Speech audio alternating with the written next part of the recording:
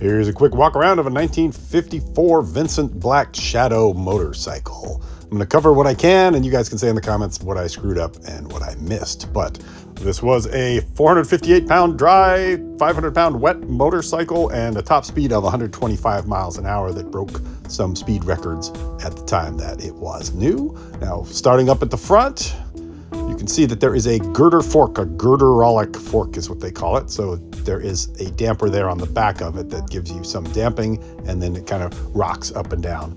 And in the middle, where the moneymaker is a 998cc V-twin that is a 50-degree overhead V-twin. And you can see the shock absorbers are under the seat on this one. So it's got a swing arm rear frame with dual shocks that are actually posted there underneath the seat.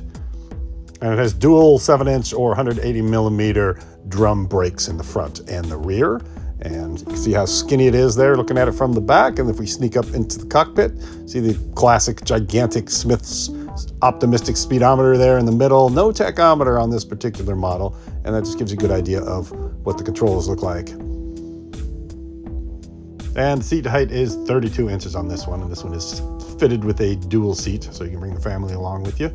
And if we just swing around to the other side here, you can see how blacked out that engine is. That was part of their marketing gimmick. You know, if it's going to be the Black Shadow, they painted the cylinders black and just fully blacked it out. Inside of that gearbox, you have a 4-speed transmission. It's got a Lucas magneto ignition, and that engine puts out 55 horsepower with a bore of 84 millimeters and a stroke of 90 millimeters.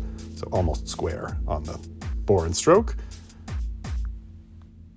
And of course, it is a chain drive motorcycle. So there you go. Beautiful piece of history. That is the Vincent Black Shadow, 1954.